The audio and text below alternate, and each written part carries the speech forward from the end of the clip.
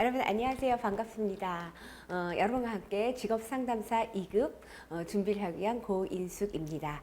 저는 여러분들하고요. 직업상담학하고 직업심리학을 같이 공부하게 될 거예요. 그래서 우리가 직업상담학 본격적으로 들어가기 전에 미리 선학습이 돼갖고 어떻게 되어 있다는 알고 계시지만 혹시 하는 마음에 직업상담사 어떻게 구성이 되어 있고 어떻게 준비를 해야 될지 이 시간에 간략하게 설명하고 본격적으로 강의를 진행해 보도록 하겠습니다. 직업상담사라는 거는 우리가 직업상담사 2급, 1급이 있죠. 직업상담사 자격을 취득하기 위해서 지금 2급 과정, 지금 과정은 2급 필기 과정이죠. 그런데 직업상담사는 2급 필기 플러스 어떻게 해요? 실무 과정이라는 걸 통해서 합격이 되면은 직업상담사 2급 자격증이 국가 패스포드가 주어지게 되죠. 그러면은 과목은 같은데 실무 과정에선 사라지는 과목이 있어요. 그걸 잠깐 설명을 드릴게요. 지금 저랑은 직업, 이 시간에는 상담학을 같이 공부하게 될 거예요. 직업 상담학, 그리고 직업 심리학, 또 직업 정보론이 있죠. 직업 정보론이 있고 노동시장론이 있어요. 노동시장론이 있고 그 다음에 뭐가 있죠? 노동법규가 있죠. 노동법규. 총 5과목의 교과를 학습해서 이것이 더해서 다 해서 우리가 평균이 60점 이상이면은 1차 패스가 되겠죠. 그런데 60점 이상인데 과락이라는 게 적용이 돼요. 과락이라는 것은 40점 미만이 되게 되면은 내가 평균이 60점 이상이 되더라도 예를 들어서 심리학에서 40점 미만이 나왔다. 그렇게 되면 어떻게 해요? 과락으로 인해서 1차 합격이 되지 않습니다. 아시죠? 그래서 각각의 20문항씩 100점씩 그래서 총 몇 문항? 100문항을 시험을 보게 됩니다. 그러면은 직업 상담학 심리학은 학으로 구성이 되어 있어요. 그러니까 많은 론들이 모여서 이론을 설계하기 때문에 굉장히 많은 학자들이 나오게 됩니다. 그래서 사람들이 학자 이름 외우기 힘들어요. 이제 다 외우게 되어 있거든요. 근데 그런 걸 미리 생각하셔야 돼요. 상담학이라는 것을 직업을 붙여갖고 상담이라는 건 뭐예요? 문제가 있어서 하는 부분에 대해서 직업적인 문제를 가진 사람들을 도와주고자 하는 것이 직업 상담학이겠죠. 그렇기 때문에 기초적인 상담학 이론이 쫙 나오게 되죠. 심리학도 역시 마찬가지입니다. 그래서 그런 부분을 어려워하시는 분들이 간혹 계세요. 근데 이렇게 생각하시면 돼요. 우리가 5과목을 다 전공을 하거나 미리 막 학습하신 분이 계실 수도 있으나 그렇지가 않다라는 거예요. 저는 직업상담사 강의를 굉장히 오랫동안 했고 그 직업상담사 강의를 하기 전에 심리학 강의를 오래 해왔지만은 심리학, 직업상담학에 관해서는 저도 다시 공부를 하고 정리를 하는 부분이 있어요. 강조하는 부분이 다르기 때문이죠. 근데 이렇게 준비를 해서 평균 60점 넘으면 되는데 60점 넘자 공부하지 말고 우리가 어떻게 준비를 해야 되는지 그건 이제 강의 중에 본격적으로 더 상세하게 말씀을 드릴게요. 그런데 여기서 실무 과정이라는 것은 1차는 이게 1차 과정이죠. 1차는 필기시험이고 실무라고 하는 2차는 실기시험이다 이렇게 얘기하지만 사실 실기는 가서 뭐 어떻게 하는 걸 보는 게 실기인데 이거는 객관식 선다형으로 구성이 되어 있고요. 이것은 서술형의 응답을 요하는 문제로 구성이 되어 있습니다. 그러면 이때가 다시 말씀을 드리겠지만 이거는 섞여서 문제가 나오기 때문에 그냥 60점 이상 맞으면은 이제 최종적으로 합격이 되는 거예요. 그런데 여기서는 제외되는 과목이 어때요? 노동법규만 제외되고 이 4과목 그러니까 직업상담학, 심리학, 정보론, 시장론 이것이 여기까지 같이 오게 되는 거죠. 아직 1차 들어가지 않는데 2차까지 얘기를 하냐 하면은요. 우리는 제가 여기 써놓은 것처럼 직업상담학, 심리학, 노동시장론, 직업정보론, 노동법규는 1차 때 보지만 노동법규를 제외하고는 2차 때 같이 간다고 그랬죠. 특히 심리학이라는 부분과 상담학이란 이 부분에 관해서 제가 말씀을 드리고자 합니다. 이 부분은 1차만 합격하는 것이 아니라 분명 2차까지 가야지만 되는 거죠. 근데 이 내용이 다르지가 않다라는 거예요. 1차 추제 기준표하고 2차 추제 기준표가 다르지 않습니다. 결론을 말씀드리면 1차 선다형 되게 쉽게 접근할 수 있어요. 그렇게 생각하세요. 하지만 1차, 2차 합격해야지만 자격증이 나온다? 자격증을 획득할 수 있다라는 부분이에요. 그렇다면 우리가 최종적인 목적은 지금 저랑은 1차 필기 과정을 공부하면 최종 목적은 뭐예요? 2차까지 가는 거예요. 그러니 1차 때부터 어디를 염두에 2차에 염두에 두고 공부를 하셔야 된다는 거예요. 그러면은 기술하는 방법을 벌써부터 염두에 두고 연습하냐? 그런 말이 아니라 내용적인 것이 같다라는 거예요. 특히 심리학 상담은 이론이란 말을 이론적인 이해가 없이 쓰기 어렵다라는 거예요. 그래서 객관식 선다형에는 잘 이해를 해서 기출 토대로 해서 우리가 찾아내는 연습을 하는 것이 시험에 대한 전략이라면 2차는 또 다른 전략을 세워야겠죠. 우리가 그걸 과제 접근 기술이라고 표현할 수가 있는데, 그래서 제가 강의를 할 때 이론적인 이해를 충실히 하는 것이 몹시도 중요하다라는 걸 새겨야 된다라는 거예요. 그러니까 1차만 패스하는데 이렇게 열심히 뭐 이해해야 되나? 뭐 그냥 보니까 대충 알 것 같은데 합격할 수 있어요. 합격할 수 있지만은 2차까지 가려면 어떻게 해요? 이론적 이해가 잘 되어야 된다는 걸 미리 잘 숙지하시길 바라면서 제 강의를 진행하고자 합니다. 낯선 부분이라고 말씀드려요. 어렵다는 건 자주 접하지 못했기 때문에 마음속에서 어렵다는 거는 익숙하지 않은 것이라고, 익숙하지 않다라고 생각하셔야 돼요. 친숙하지 않기 때문에 어려운 거지, 친숙해지면 이것이 어려운 내용 아닙니다. 지금 선생님들은 저랑 이렇게 실제 상황에서 보는 것이 아니라 매체를 통해서 오프라인이 아니라 온라인으로 같이 학습하게 돼 있죠. 온라인으로 학습하는 학습자는 자기 주도 학습이 굉장히 중요하죠.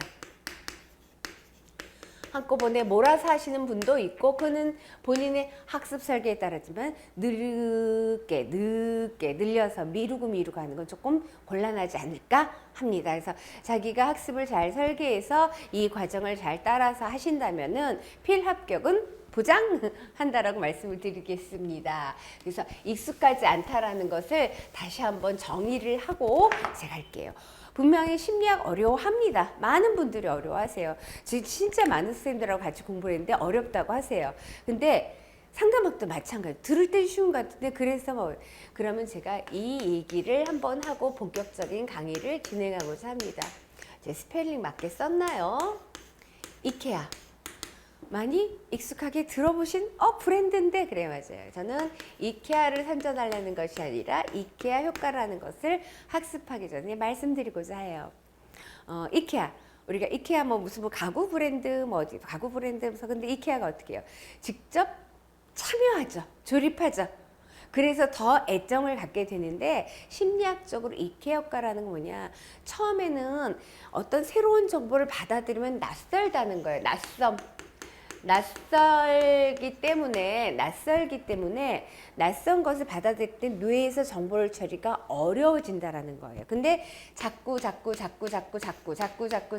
만나면은 뇌는 이게 익숙하게 되고 점차적으로 정보를 처리하기 쉬워진다는 거예요. 그래서 학습을 몰아서 한번 하기보다는 익숙하게 가급적이면 매일매일 정보를 접하는 게 좋아요. 같은 내용을 똑같이 본다는 게 아니라 내가 직업 상담하기 세계에 들어왔으면 계속 직업 상담을 대면하는 것이 좋다라는 말씀을 드려요. 그렇다면 뇌 자체에서 이케아 효과가 발휘돼서 이것은 친숙하구나, 그렇게 어려운 것이 아니구나, 이렇게 받아들인다는 거예요.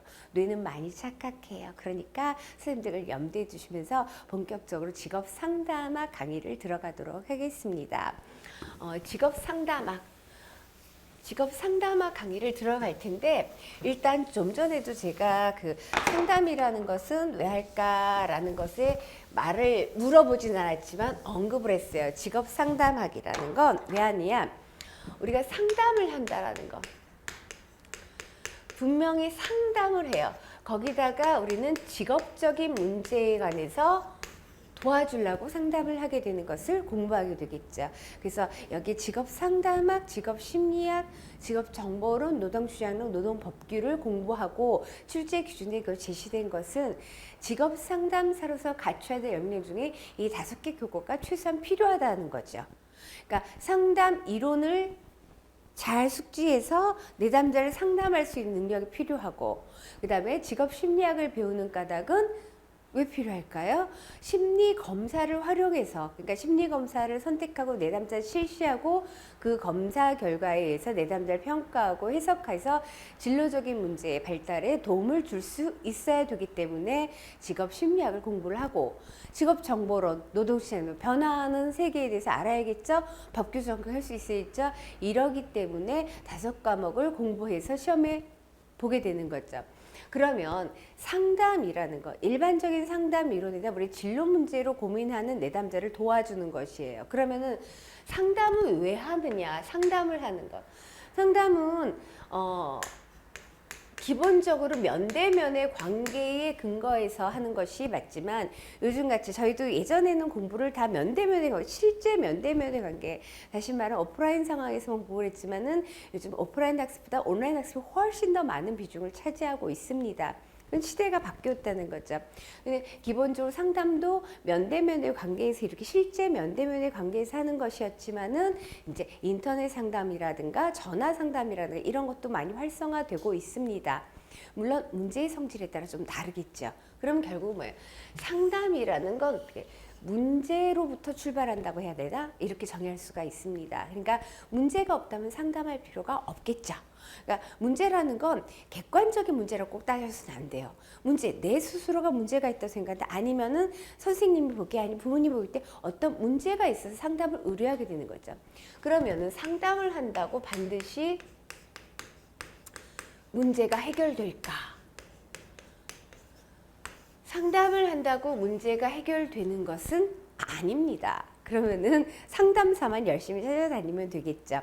혹 그런 내담자도 있습니다. 직업 상담사를 열심히 찾아서 면담을 잘하게 되면은 내가 참 나한테 정말 인생 적합한 직업을 찾을 수 있다. 그럴까요? 그러기에 상담하지만 그건 비합리적 신념이라고 볼 수가 있습니다. 우리가 상담 이론에서 앨리스 학자가 제시하는 REBT라는 이론이 있어요. 합리적, 정서적, 행동적 상담. 거기서 보면 앨리스는 이 비합리적 신념이 문제의 원인으로 보거든요. 그런 것 문제예요. 그러니까 상담을 한다고 문제가 해결되는 것은 아니지만 이제 나중에 제가 문제 해결을 이렇게 얘기를 할 거예요. 상담을 통해서 문제를 해결하고자 도모하는 것, 조력하는 과정이에요. 그러니까 상담을 한다고 반드시 문제가 해결되는 건 아니에요. 그죠? 근데 문제를 해결하기 위해서 하는 과정이다. 그러면 직업적인 문제, 왜 문제가 생기느냐? 우리가 의사결정이라는 거 할 때 합리적인 의사결정을 하는 것이 굉장히 중요합니다. 합리적인 의사결정을 하는 것이 굉장히 중요한데, 문제가 발생했다는 합리적인 객관적인 근거에서 의사결정을 하지 못했다라고 볼 수가 있습니다. 그러면 이제 합리적인 의사결정을 어떻게, 이거는 조력을 해야 되죠. B자를 빼고 아주 제대로 된 합리적인 근거를 가진 의사결정을 하도록 하는 것이 상담이에요. 그래서 뒤에서도 나오지만은 상담을 한다는, 우리가 의사결정이라는 거, 의사결정을 제대로 하도록 하는 거, 의사결정을 습득시키는 거, 의사결정을 학습하는 것은 상담에서 중요한 일일까요? 아닐까요? 상담의 핵심이라고 볼 수가 있어요. 그러니까 상담이라 하면 무조건 강제하지 않는 것, 이런 식으로 생각해서 상담 과정에서 의사결정력을 습득하도록 하는 것이다. 안 좋은 문장이 아니라 많은 문제, 굉장히 중요한 과정이라는 거죠. 그러면 우리가 상담을 통해서 비합리적 의사결정, 합리적 의사결정, 문제 있으면 문제 없음으로 바꿀 수 있도록 조력하기 위해서 상담을 합니다. 근데 우리 직업 상담이잖아요. 그러면 직업 상담이란 어떻게 해요? 직업적인 문제를 갖고 고민하는 내담자를 도와주는 과정에 그거에 관해서 이제 공부를 하게 되겠죠. 그래서 교재 편절을 이렇게 해봤습니다. 제1과목의 직업 상담학, 이 첫 페이지 들어가기 전에 보시면 직업 상담 총 5개의 파트로 구성이 되어 있어요. 5개의 파트로 구성이 되어 있는데, 이것은 우리가 고용노동 출제 기준표에서 중요한 영역들을 다뤄놨고, 시험 본다는 꼭 출제되는 빈출 중심으로만 하진 않습니다. 그러니까 기출 중심으로 하는 건 맞지만은 빈출만 다루진 않습니다. 우리가 공부를 끝내고 나서 전략 중에 중요한 것은 최소한 3개년도의 기출문제를 내가 충실하게 학습하는 게 굉장히 중요합니다. 직업상담사 시험은 1년에 3번 보게 되어 있죠. 3번 보는데 이것이 매번 다르지는 않아요. 매번 다르지 않다는 얘기는 뭐냐면은 다른 여타의 시험 1년에 한 번 정도 보는 시험은 작년에 나왔던 시험 문제가 올해 그대로 나오지 못합니다. 하지만 직업상담 시험은 문제 은행은 아니지만 나왔던 문제가 계속적으로 나오는 경우가 상당히 많습니다. 그렇기 때문에 기출을 충실히 공부하는 건 굉장히 중요한 학습 전략, 합격 전략이라고 할 수가 있습니다. 단 기출만 봐서는 안 된다는 거죠. 기출을 공부한다는 건 우리가 공부했던 내용들을 잘 끄집어내는 연습을 하는 거예요. 그래서 내가 시험장에 가서 잘 찾아낼 수 있도록 하기 위해서 기출을 보고, 기출을 본다는 건 또 하나, 기출을 보니까 이 정도면 내가 할 수 있겠구나라는 확신을 줄 수가 있겠죠. 어렵지 않네. 내가 아는 건 이 정도 찾아낼 수 있네. 이런 확신을 받으실 수가 있어요. 근데 이렇게 책을 편찬했거든. 그런 출제 기준표에 서는데 챕터 1이 어떻게 됐어요? 파트 1. 직업 상담의 개념에 관해서 정의를 해놨습니다. 이거는 여러분들 그냥 뭐 제 설명 없이도 그냥 아까 이 정도만 듣고 이렇기 때문에 직업 상담을 하는구나 알 수가 있어요. 근데 가장 중요한 것은 챕터 2, 파트 2입니다. 직업 상담 이론이에요. 이론이라는 건 좀 전에 직업 상담학, 직업 심리학 이럴 때 어떻게 해요? 많은 이론들이 모여서 학문을 구성하고 있죠. 그래서 다양한 상담 이론을 공부하게 돼요. 그래서 뭐 정신 분석부터 행동주의도 있고 발달적 직업 상담, 포괄적 직업 상담. 그러니까 일반 상담에다 직업 상담을 접목시킨 것도 있지만 발달적 직업 상담이라든가 포괄적 직업 상담은 일반 상담들을 모아서 그냥 진로 상담하는 내용, 이거에 대해서 공부를 하게 되죠. 근데 이 부분은 저의 설명이 굉장히 중요한 영역이라고 볼 수가 있고, 좀 전에 말씀드린 바와 같이 여기에 대한 이론적 이해가 잘 되어야지만 2차 때 준비하기가 좀 수월하다고 볼 수가 있어요. 2차 강의에서 더 강조할 거, 2차가 1차보다 좀 지루한 공부일 수가 있어요. 1차 때는 낯설고 잘 모르는 것 같은데 열심히 공부해서 익숙하게 만들어 놨어요. 그리고 1차를 딱 합격해 놨어요. 2차 과정 되면 이거 아는 것 같은데 이런 생각이 들 수가 있어요. 그런데도 불구하고 계속적으로 해야만 해요. 안다라는 건 확인시켜줘야 돼. 가서 잘 기술할 수 있어야 돼. 그렇기 때문에 끊임없이 자동화 연습을 해야 되거든요. 그러기 위해서는 상담 이론에 대한 이해가 굉장히 중요한 것이에요. 이론을 설명할 때 제가 한국말 하잖아요. 끄덕끄덕 들으면 또 재밌게 쉽게 얘기해주니까 아는 것 같은데 이것이 각각 이론에서 요하는 핵심 키워드를 잘 정리하셔야 된다는 거예요. 그래서 직업 상담 이론 굉장히 중요하고요. 5파트가 다 안 중요한 건 아니에요. 그렇지만 이해가 더 잘 돼야 된다. 그래서 직업 상담 이론까지만 하면은 이 5개 영역이지만은 직업 상담 이론 자체가 한 5분의 2, 5분의 3까지도 영역을 차지한다고 볼 수가 있어요. 굉장히 큰 비중이다. 범주도 많고요. 그 다음에 직업 상담 접근 방법, 그러니까 직업 상담 이론을 근거로 해서 몇 가지 접근 방법이 제시된 거에서 그걸 정리할 거고요. 그 다음 파트 4에서는 직업 상담 기법입니다. 이것은 직업 상담 기법이지만 어찌 보면 대화의 기법이라고도 볼 수가 있어요. 상담을 할 때 문제 있는 내담자에도 어떻게 반응을 하면서 내담자와 같이 이야기를 나눌 것인가, 그러한 것들에 대해서 초기엔 어떻게 할 것인가. 근데 초기에 면담하는 것과 중간에 면담하는 대화 기술이 많이 다르진 않죠. 그렇지만 시험 문제와 연결돼서 그렇게 정리를 할 거고요. 그 다음에 우리가 상담 행정 어떻게 할 것인가, 직업 상담사가 어떠한 행정 능력을 발휘해야 하는 것인가, 여기에 대해서 살펴보도록 하겠습니다. 자, 파트 1 직업 상담의 개념 보도록 할게요. 직업 상담의 개념. 여기 출제 경향에는 그렇게 언급을 해놨는데 출제 경향 자체가 뭐 많이 중요하죠. 중요한데 이것은 여러분들이 익숙하지 않은 영역이기 때문에 도대체 이게 얼마큼 나올 거야? 중요해 안 중요해? 또 학습자들 이런 걱정? 이런 궁금증, 걱정보단 궁금증이란 말이 더 많네요. 궁금증이 있기 때문에 적어놨는데요. 평균 3문항에서 4문항 이상이 출제되는 부분입니다. 그러니까 여기서는 직업 상담의 개념, 직업 상담 목적 이것을 잘 숙지하고, 그리고 앞서서 그러세요. 우리가 5과목을 왜 배우냐? 직업 상담사에 적어도 그런 지식은 있어야겠다는 거죠. 그럼 직업 상담은 어떠한 자질을 가져야 되냐? 그래서 직업 상담사가 갖춰야 될 자질, 지식에 대한 이해가 필요한 파트가 챕터 1, 파트 1입니다. 직업 상담의 개념입니다. 자, 챕터 1 이렇게 볼게요. 직업 상담의 기초 볼 거예요. 그래서 여기서 역시 직업 상담의 역할, 자질, 그 다음에 직업 상담의 영역에 대해서 포괄적인 이해가 필요하다라는 것, 그리고 직업 상담의 목적, 직업 상담의 단계에 대한 구체적인 학습이 필요해요. 시험은 일반적으로 중요하다고 생각하는 것이 시험에 나오는 것이 아니라, 제가 시험으로 1차는 1차에 내기 용이한 영역들이 있어요. 1차 때 굉장히 중요하게 잘 나와도 서술형을 채점하기 어려운 영역들이 있어요. 그것들이 2차 때 잘 출제가 되지 않죠. 그런 데에서 직업 상담에 대해서 단계 같은 경우에는 사실 뭐 이렇게 하자 시작해갖고 중간 잘해서 끝맺음인데, 각각 학자들이 말한 그 영역들을 누가 어땠더라 이런 것도 잘 나오죠.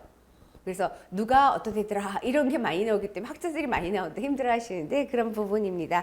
그리고 직업 상담의 특징, 그리고 상담에서는 이렇게 1대1의 개인 상담도 있고 집단 상담도 있습니다. 우리가 청소년 상담이라든가 아니면은 직업 상담, 집단 상담도 많이 활용을 하거든요. 그래서 개인 상담과 집단 상담, 특히 집단 상담에 초점을 맞춰서 정리를 할 것입니다. 자, 직업 상담의 정의 볼 거예요. 직업 상담이란 뭐냐라고 하기 전에, 직업 상담이라고 하는 것은 상담에다 어떻게 직업적인 것을 연결해 갖고 하는 것이 직업 상담이죠. 그래서 상담이란 뭐라고 그랬어요? 도움을 필요로 하는 피상담자, 도움을 필요로 하는 피상담자, 피상담자라는 것은 우리가 내담자라고 하죠. 내담자와 상담자, 상담자, 내담자, 상담자. 그래서 상담자는 우리가 전문적인 지식, 전문적인 훈련을 지금 쌓으려고 이 과정을 준비하시잖아요. 그래서 전문적인 훈련을 받은 상담자, 상담자는 전문성이 있어야 돼요. 그 사람이 만나서 페이스 투 페이스의 관계라고 해서 면대면의 관계에서 굉장히 중요한 말이 있어요. 수용하고 구조화된 관계를 형성해서 내담자가 왜 비합리적 의사결정을, 자기 자신에 대한 이해가 잘 안 됐어요. 그래서 특성유연론자에서 자기 자신을 객관적으로 이해하는 굉장히 중요하게 생각하는데, 자기 자신에 대한 이해, 그래서 어떻게 객관적인 이해하고 나에 대해서만 이해하는 것이 아니라 환경에 대한 이해, 그걸 토대로 해서 내담자가 스스로 자기 이해, 의사결정, 문제 해결을 이룰 수 있도록 조력하는 과정이 상담이라고 볼 수가 있습니다. 그래서 각 학자의 정의를 했는데, 이 학자들의 정의가 중요하다, 안 중요하다 이걸 떠나서 여기 윌리엄슨, 로저스, 크롬볼츠는 우리가 직업 상담에서 굉장히 자주 나오는 학자들이에요. 그래서 익숙하도록 하기 위해서 다른 학자들의 정의보다는 이 윌리엄슨, 로저스, 크롬볼츠의 정의를 한번 다뤄놨어요. 이름을 익숙하게 들어보시기 바랄게요. 윌리엄슨, 상담이란 뭐라고 하냐면요, 조금 윌리엄슨 정의가 달라요. 뒤에 상담이로 쓰면 우리가 특성 요인 상담, 지시적 상담을 하는 윌리엄슨이거든요. 윌리엄슨이 이렇게 했어요. 지시적 상담, 지금 다 요약 안 하셔도 괜찮아요. 제가 계속 얘기할 거니까. 상담이란 훈련과 기술, 믿음으로써 상담자가 내담의 적응 문제를 해결하는 과정이다. 훈련, 기술 이런 표현이 됐죠. 로저스는 이 특성요인과 아주 대비된 상담은 인간 중심 상담가예요. 이것 역시 지금 외우려고 할 필요 없습니다. 로저스, 상담이란 치료자, 상담자와 친밀하고 안전한 관계에서 내가 이완되고 부정했던 경험을 지각해서 바로 통합하는 거다. 뭔가 윌리엄슨과 좀 정의가 다르죠. 윌리엄슨은 뭔가 훈련이라든가 인적인 측면에 초점을 뒀다면 로저스는 그렇지가 않아요. 아주 달라요.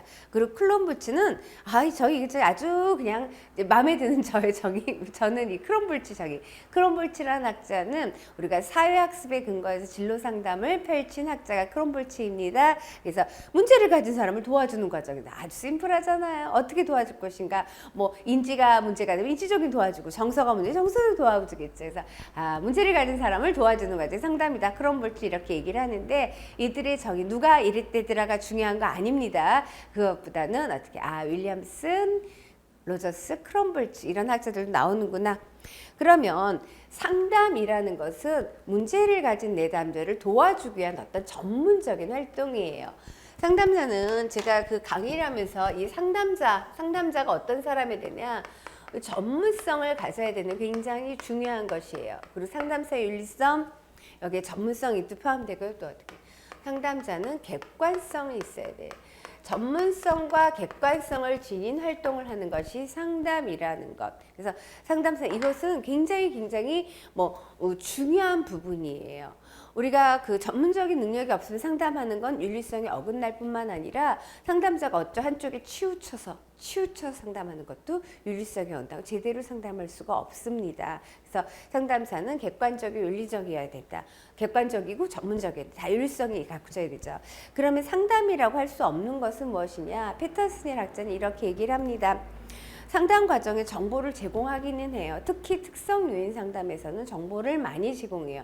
특히 직업 상담에서는 많은 정보를 제공하지만, 정보 제공했으니 이게 상담이다, 이것은 그렇게 볼 수가 없다라는 거죠. 그래서 정보를 제공하긴 하지만 정보 제공하는 활동 자체가 상담은 아니다.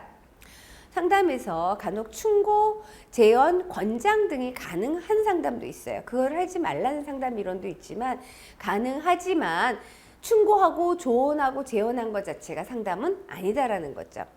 또 간접적인 방법에서 설득하고 권고하고 유도해서 내담자의 신념을 변화해서 내담자 행동에 영향을 주는 것, 그거 자체는 상담이라고 보기 어렵다. 그 다음에 상담은 훈육이 아니다라는 거죠. 특히 협박하고 경고하고 위협하는 그거로 해서 내담자의 행동 변화, 비합리적 의사결정을 합리적 의사결정했다는 것도 행동의 변화예요. 이걸 갖다 했던 것은 상담이 아니다 했죠. 그리고 어떤 일이나 행동을 내담자에게 지시하는 것 자체가 상담은 아니다라고 피터슨은 정의하고 있습니다. 마지막으로 상담은 페이스 투 페이스 관계, 면담이라고 했어요. 그 굉장히 중요한 부분이에요. 그래서 면담이 중요한 부분을 차지하지만, 직접적인 대화를 했다, 면담을 했다, 그 자체가 상담이라고 얘기하지는 않습니다. 연달아서 상담의 특징을 패터슨이 정의한 걸 다시 한번 보게 되면은, 상담은 내담자가 변화하고자 하는, 변화하도록 조력하는 과정이에요. 예를 들어 문제가 발생했다, 문제가 없음으로 내담자가 변화할 수 있도록 하는 과정이 상담이에요. 그러니까 내담자가 변화하도록 하는 건데, 패터슨은 이렇게 얘기합니다. 내담자가 자발적으로 변하는, 앞서서 강제하고 협박하고 이런 거 상담 자체가 아니라고 그랬죠. 그렇기 때문에 내담자가 자발적으로 변화하는 것과 관련된다. 만약에 내담자가 변화를 원하고 있으면 변화를 위한 필요한 도움을 구하고 있다, 이렇게 하는 건 내담자가 스스로 의뢰돼 왔더라도, 내가 자발적으로 찾아온 내담자가 아니라 의뢰돼 왔어요. 부모님으로부터 아니면 다른 선생님부터 상담자 의뢰돼 왔더라도, 의뢰되어 왔어도 나는 변하고자 하는 자발성이 없다면 그건 상담이 이루어지기가 어렵겠죠. 그래서 내담자의 자발적 변화, 그 다음에 상담의 목표라는 것은 피상담자의 자발적 변화를 촉진하기 위한 어떤 조건을 제공하는 것이다. 자발적 변화를 하기 위해서 어떤 다양한 조건들을, 다양한 도움을 주고자 하는 것이다 했어요. 그리고 모든 인간관계와 같이 내담자에도 한계나 제한이 있다라는 거예요. 특히 앞서서 로저스라는 학자 잠깐 얘기했었죠. 인간중심 상담자, 다 들어주는 걸 초점을 맞추는 그 인간중심 상담자 로저스도 제한점을 얘기합니다. 한계점이 있다라는 것. 그 다음에 4번 보시면은 내담자 행동 변화를 촉진할 수 있는 조건은 면접을 통해서, 우리가 면대면의 관계를 통해서 제공되는 것이다. 그 다음에 상담이라는 거, 우리 흔히 했죠. 입은 하나에 귀는 두 개다. 왜 그럴까? 말하는 것보다 뭐를 많이 해라? 많이 들어라는 거죠. 상담에서 기본적으로 어떻게 해요? 문제 있는 내담자가 문제 고민스러워서 왔어요. 그래서 거기서 뭐 충고하려고, 조언하려고, 어떤 결정에 그 개입을 막 하는 거에 포인트를 주는 것이 아니라 잘 들어주는 거. 그래서 잘 들어주는 것이 다는 아니겠지만, 그러니까 잘 듣는 것이 상담의 전부는 아니지만 상담 과정에서 우리가 경청이라고 할 때 액티브 리스닝 잘 들어주는 건 엄청나게 중요한 것이다. 쌤. 그 다음에 6번 이렇게 되어 있습니다. 상담자는 내담자를 다른 인간관계, 다른 질적으로 다르게 이해해야 된다는 거죠. 그러니까 이거는 인간관계, 그러니까 우리 객관적으로 내담에 온 내담을 했어야 그 내담자를 이해하는 것은 일반적인 인간관계에서 이해하는 것과는 질적으로 구분되어야 되는 것이고, 상담이라는 건 우리 또 중요한 거 있어요. 사적인 내용이라는 거예요. 집단 상담이라 하더라도 사적인 내용이라는 거예요. 그렇기 때문에 이 사적으로 이루어지기 때문에 상담에서 이 비밀 보호한다는 거는 굉장히 중요하다. 그래서 비밀 보호하지만 비밀 보호 후 예외도 있어요. 그것까지 여기서 하면 계속 진도를 못 나가니까 나중에 정리를 할게요. 그러면은 상담의 목표는 뭐냐? 상담의 목표 행동 변화라는 거예요. 내담자의 자발적인 행동 변화예요. 그러니까 내담자가 내담자가 행복한 생활을 방해되는 어떤 행동을 감소시키거나 제거하고자 하는 거예요. 그래서 내담자가 만족하고 성공적인 생각을 할 수 있도록 도움이 되는 어떤 행동 변화를 가져오도록 하는 것이 상담의 목표라고 볼 수 있어요. 또 이럼으로써 내담자의 정신 건강이 증진된다고 볼 수가 있겠죠. 또 중요한 건 뭐냐? 문제 해결하고 어떤 병적 증세가 있으면 제거하거나 완화될 수 있는 건 상담의 목표다. 또 상담은 의사결정이 굉장히 중요하다고 그랬죠. 의사결정. 내담자의 흥미, 능력, 기회 이런 것에 대해 이해하는 뿐만 아니라 이걸 토대로 해서 중요한 의사결정을 잘할 수 도와주는 것이다. 결국 상담은 개인의 효율성을 향상시키는 것인데, 그렇다면 상담의 목표가 될 수 없는 것도 있어요. 착각하는 것도 있어요. 상담자가 내담자의 문제를 해결해 준다? 띠가 아니죠. 누가 한다? 내담자 스스로 자발적인 자기 문제를 해결할 수 있도록 하는 과정이다. 그 다음에 내담자의 행복감과 만족감을 증진시킨다? 왜 목표가 아닐까? 문제가 해결돼 자연스럽게 내담자가 행복하고 만족감 증진되는 것이지 내담자를 행복하게 하려고 하는 것 자체가 상담은 아니라는 거예요. 또 내담자가 어떤 문제가 해결돼서 가정이, 내담자 문제의 학교가, 사회가 내담자로 해서 만족한다? 이것 자체도 문제가 없어짐으로 해서 더불어 부수적으로 가정이라든가 사회, 학교가 어떤 좋은 점이 생긴다는 거지 그것을 목표로 두는 것은 아니라는 거예요. 또 마지막으로 있어요. 내담자가 올바른 행동을 설득 권고하는 것은 상담의 목표가 될 수가 없다라는 것. 상담에서 제반적인 이렇게 들어왔어요. 그러면 상담이라는 얘기가 있고 우리가 생활지도라는 부분, 그 다음에 심리치료라는 부분의 영역을 한번 정리를 해보게 되면은 생활지도라는 부분이 있어요. 지도, 가이던스에 초점을 상담이라는 부분이 있고, 그 다음에 어떤 그 정신적인 문제를 갖고 고민하는 이런 영역. 상담은 어떤 영역이냐? 이렇게 구분을 할 수가 있어요. 이렇게. 그러니까 생활 지도라는 부분은 우리 집단에서 주로 학교에서 많이 하겠죠. 미리 예방적인 차원에서 하는 부분이 생활 지도예요. 그리고 상담은 거기 아니에요. 상담은 문제가 있어야지만 예방적인 차원의 생활 지도에 조금 걸쳐 있기도 하고, 심리치료는 어떻게 해요? 우리 정신적인 문제예요. 이거는 이제 병적 증세라는 거죠. 그렇기 때문에 의학적 처치와 같이 가는 부분이 많아요. 그럼 상담은 어떻게 해요? 상담에서 상담사가 아무리 전문성을 가질 때 의학 처치까지 하지는 않죠. 근데 약간 걸쳐 있다라는 거예요. 그래서 상담과 심리치료와 그 생활지도 이렇게 되어 있다 볼 수가 있어요. 그래서 생활지도 가이드하는 거예요.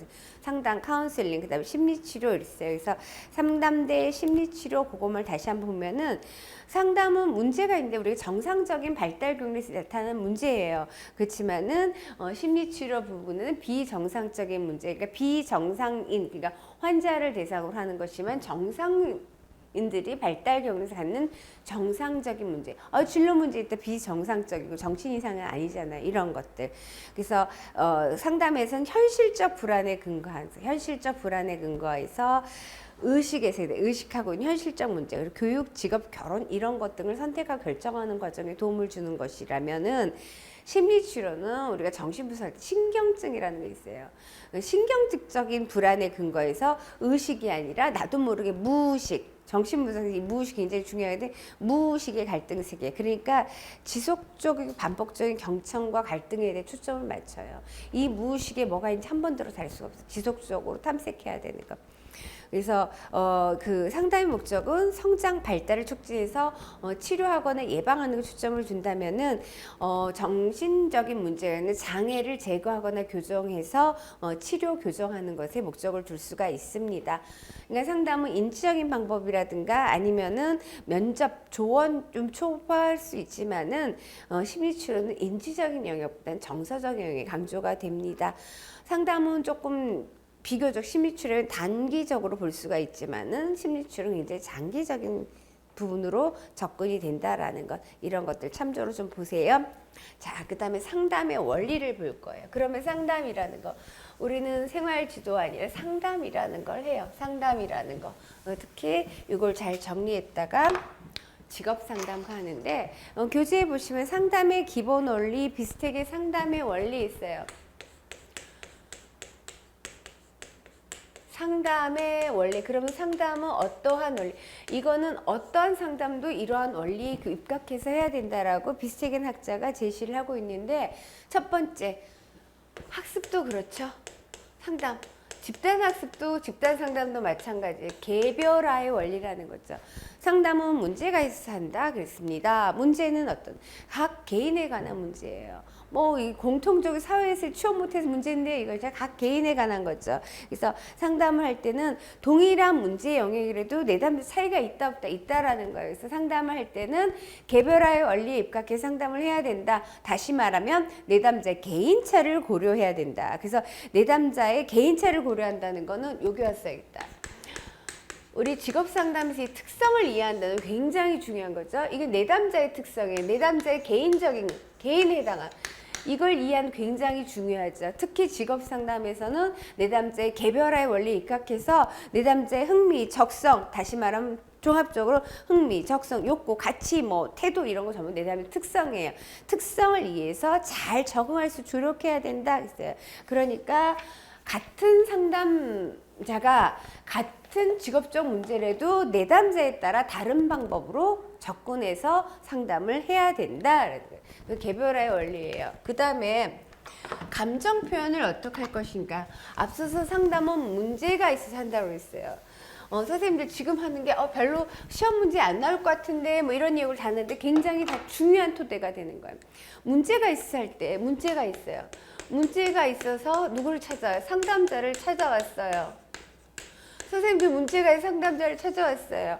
상담자 중요한 건 이 문제를 둘러싼 다양한 것들의 정보를 잘 있는 그대로 도출을 해야지만 내담자한테 합리적으로 도움을 줄 수가 있어요.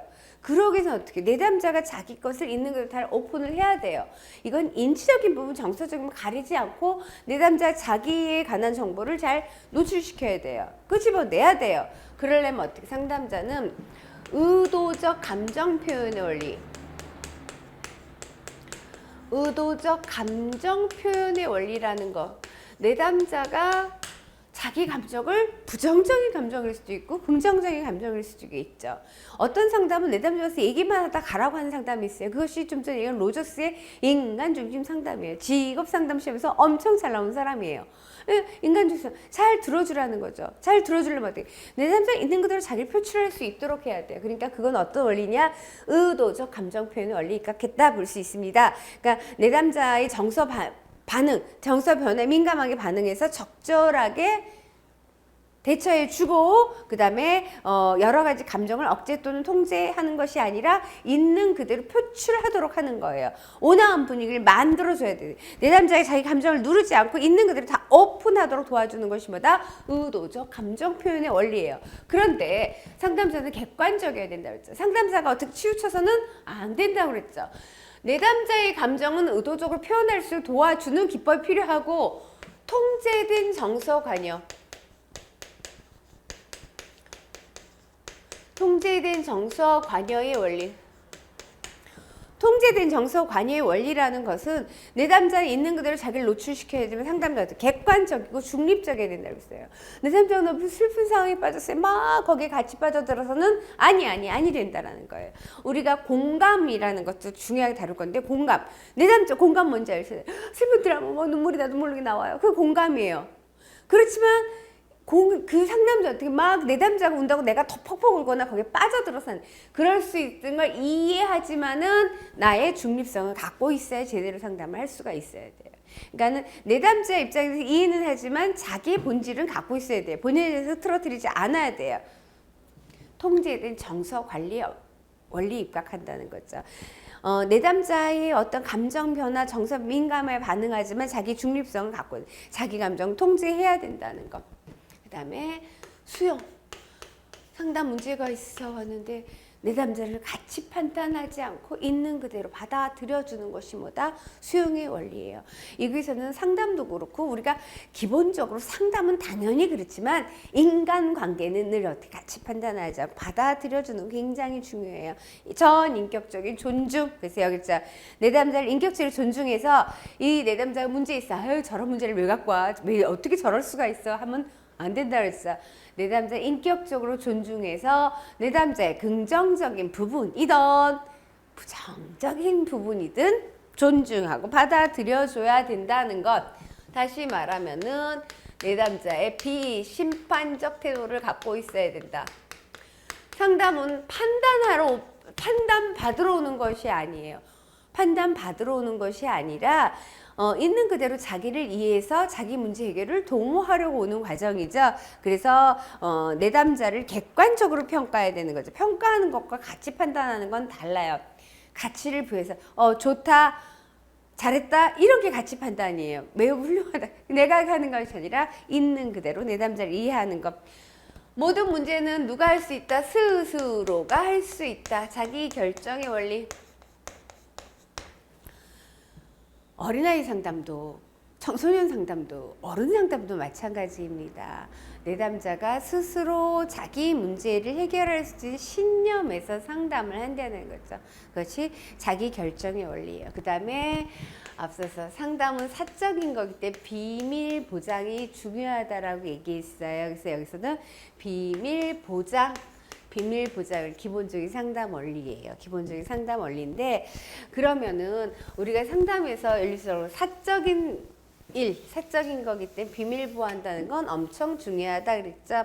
그런데 비밀을 보호할 거예요. 보호할 건데 몽땅땅의 비밀을 다 보호하느냐? 그것이 아니라 이거는 시험 문제. 이해를 토대로 해서 직업 상담 이론을 잘 이해하는 데 도움이 되는 상담의 원리였고 그 다음에 비밀 보호는 이제 단편적인 거죠. 비밀 보호를 하는데 비밀 보호 예외 사항도 있다라는 거예요. 교재에 잘 다뤄놨어요. 비밀 보호 예외 사항은 어떠냐? 이런 것들은 제가 1차 때 정리했던 거, 2차 때 비밀 보호 예외 사항 4가지 쓰시오, 뭐 3가지 쓰시오 이런 게 출제된 바가 있지요. 그래서 자, 어떨 때 비밀 보호를 해야 되느냐? 첫 번째, 자신, 타인, 해를 끼칠 가능성. 자신이나 타인에게 해를 끼칠 가능성이 노출되었다.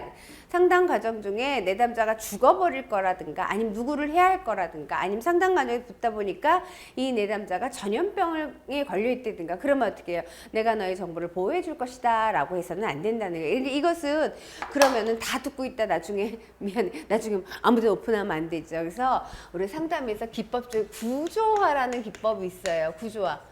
상당히 대화의 기법일 때 구조하는 틀을 잡고 하는 거. 이때 어떻게 할 것인가 다 하면서 비밀 보호하겠습니다. 당신의 정보는 비밀 보호할 터인데 그런데 말입니다. 이러이러한 예외사항이 있다는 걸 미리 이야기해 주어야 하는 것이에요. 그래서 자신이나 타인에게 해를 끼칠 가능성이 있다면은 이건 비밀 보호에서 못하겠습니다. 라는 거. 그 다음에 두 번째 또 아동학대에 연루됐다라든가 아동학대라든가 성범죄에 관련된 거. 이거는 뭐 우리가 그 아동학대 방지법 그래서 저도 뭐 그런 그 이수를 받아갖고 수료증을 제출한 적이 있는데요. 이런 교육기관에 있으면 그런 거 필요해요. 그러니까 아동학대를 방지한다는 거는 아동학대 가서 못하게 하는 것도 중요하지만 만약 학대된 걸 알았다면 바로 신고하게끔 되어 있죠. 의사도 그렇고 교육기관에도. 그래서 이 비밀보호 예외사항에서 아동학대라든가 성범죄와 관련되는 거, 성폭력에 관계된 거, 그 다음에 법원에서 어떤 법적 도구로 법원 요구, 법적인 자료로 요구할 때는 비밀보호 예외하고 제출하겠습니다. 뿐만 아니라 요거 잘 보셔야 돼. 그냥 내담자가 아니라 미성년자인 내담자의 법적 보호자 요구. 모든 보호자가 요구하는 것이 아니라 그때 뭐 다 제출해준다, 부부간에 상담한 건 남편한테, 아내 상담한 건 남편한테 다 얘기해 주는 것이 아닙니다. 어떻게 하냐, 이 내담자가 미성년자라는 거죠. 미성년자인 내담자가 받았을 때 이제 법적 보호자라는 것은 부모일 수도 있고 어떤 기관에 있는 보호자일 수도 있어요. 그럴 때는 오픈하게 된다는 거죠. 뿐만 아니라 상담은 전문적인 활동인데 그래서 굉장히 많은 수련이 필요해요. 그래서 초보 상담자, 수련을 받는 상담자가 슈퍼바이저로부터 슈퍼비전을 받으면 이 내용을 어떻게 보고서는 이 슈퍼바이저가 어떻게 제대로 했는지 이게 슈퍼비전 해줄 수가 있겠지요. 그럴 때는 내가 이런 좀 수련을 받고 있으니 보여주겠다고 내담자한테 얘기한다거나, 아니면 많은 사례들이 있어야지만 상담을 원활하게 할 수가 있는데 그 사례를 계속 케이스를 계속 만날 수가 없잖아요. 그러니까 연구에 활용할 땐 사적인 정보는 배제하고 내담자 동의하면 활용할 수가 있기, 이런 경우엔 비밀보호 예외사항이 됩니다. 그래서 우리가 상담에서 비밀보호 상담의 원리 봤어요. 비밀보호. 그러면 이 첫 시간에는 지금 내용을 많이 한 건 아니에요. 상담회를 준비하는 것과 지금 상담의 원리하고 비밀보호 예외까지 봤는데요. 다음 차시에 그러면 본격적으로 상담의 기본 조건과 라포라는 거, 그럼 직업상담 어떻게 하는지 살펴보도록 하겠습니다. 이 차시 여기까지 하도록 하겠습니다. 앞으로 화이팅! 익숙하게 익혀역할 발휘하시기 바랍니다. 고맙습니다.